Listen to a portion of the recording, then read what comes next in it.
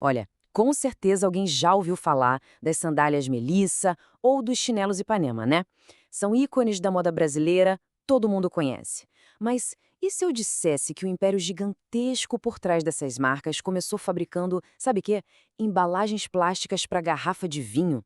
Pois é, vamos entender juntos essa história incrível de reinvenção. A pergunta que fica é essa, né? Como é que uma coisa vira outra completamente diferente? Quer dizer, como é que se sai de um item industrial super funcional para um objeto de desejo que milhões de pessoas usam no mundo todo? A chave para isso tudo está num momento de pura genialidade empresarial. E tá aí a prova visual dessa transformação maluca. De um lado, o comecinho de tudo. Umas telas de plástico bem rústicas feitas só para proteger garrafão de vinho lá na Serra Gaúcha. E do outro, bom, o glamour, a moda que conquistou o planeta. A gente precisa entender como eles fizeram essa ponte, porque é aí que está o segredo do sucesso da Grendene. Então, bora voltar no tempo para entender essa revolução do plástico, o momento que começou tudo isso. Então, vamos lá. Tudo começou em 1971, lá em Farroupilha. O Alexandre Grandene teve uma ideia que parecia bem simples, bem prática: fabricar umas telas de plástico para proteger os garrafões de vinho. O negócio deu certo, viu? Tão certo que no ano seguinte o irmão gêmeo dele, o Pedro, entrou na sociedade. Mas a virada de chave mesmo, a mágica, aconteceu em 1978. Foi quando eles pensaram: peraí, a gente sabe tudo de plástico, por que não fazer outra coisa? E aí, em 79, nasceu um ícone que mudou o jogo para sempre: a sandália Melissa. Essa sandália, a Noor, foi a grande revelação.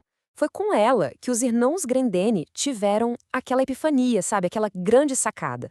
Eles perceberam que produzir um sapato de plástico era, nossa, muito mais rápido e barato do que os sapatos de couro da época. Naquele exato momento, eles se deram conta, ok, a gente não vende mais peça industrial, a gente agora vende moda. E com essa nova direção, a Grendene não só cresceu, ela explodiu. E a arma secreta para essa expansão toda não foi só o plástico, não. Foi um marketing, assim, brilhante, que conseguiu colocar as marcas deles no coração da cultura brasileira. E a primeira grande jogada de mestre foi com a Melissa. Eles foram pioneiros numa coisa que hoje é super comum, que é o product placement. O que eles fizeram? Colocaram a sandália nos pés de ninguém menos que Sônia Braga, que fazia a personagem Júlia na novela que literalmente parava o Brasil, Dancing Days.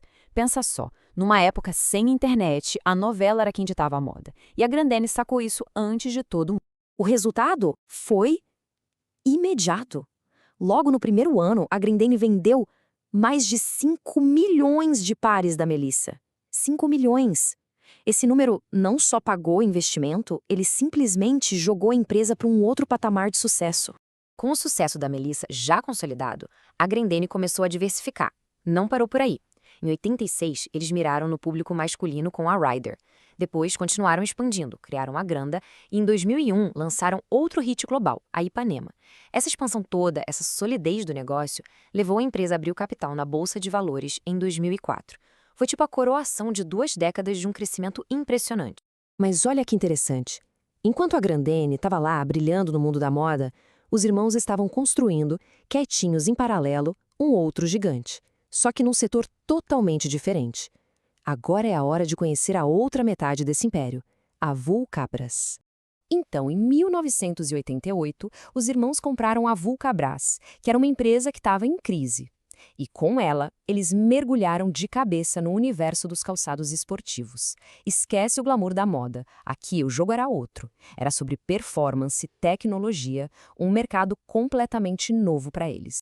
E a partir dali, os irmãos dividiram as tarefas. Ficou assim. O Alexandre continuou focado na Grendene, no mundo da moda, enquanto Pedro assumiu o dia a dia da Vulcabras.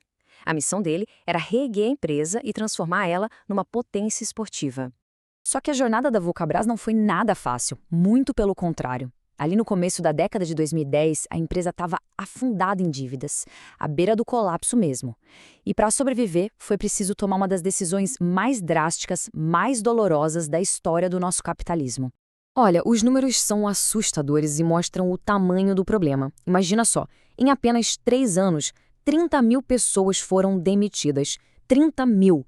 25 fábricas foram fechadas. A Vulcabras encolheu até o osso para conseguir sobreviver. Foi uma medida, assim, brutal, mas que no fim das contas salvou a empresa da extinção. E isso tudo nos traz para os dias de hoje. como é que estão essas duas empresas irmãs que seguiram caminhos tão, mas tão diferentes? Pois é, hoje, incrivelmente, o jogo virou. A Vulcabras, aquela que quase faliu, ela ressurgiu das cinzas e hoje está batendo recorde de lucro. Enquanto isso, a Grendene, que sempre foi a grande estrela do grupo, agora enfrenta os seus próprios desafios. Sabe, está lutando para crescer num mercado global que está cada vez mais competitivo. Então, os caminhos para o futuro são bem diferentes para cada uma. A Grendene está olhando para fora, buscando uma salvação no mercado internacional.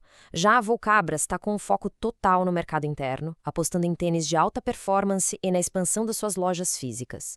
E apesar de serem dois gigantes com estratégias super diferentes, no fundo, tudo continua em família.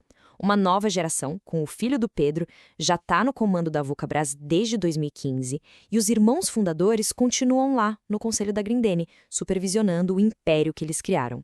O legado continua. A jornada dos irmãos Grendene é uma verdadeira aula sobre visão, sobre reinvenção. Eles pegaram plástico e transformaram em moda, construíram um império. Mas a pergunta que fica, a pergunta de bilhões, é: no mundo que hoje questiona o plástico, que exige inovação o tempo todo, será que aquele mesmo DNA que os levou do vinho para as passarelas vai ser suficiente para garantir o futuro? Bom, o próximo capítulo dessa história está sendo escrito agora.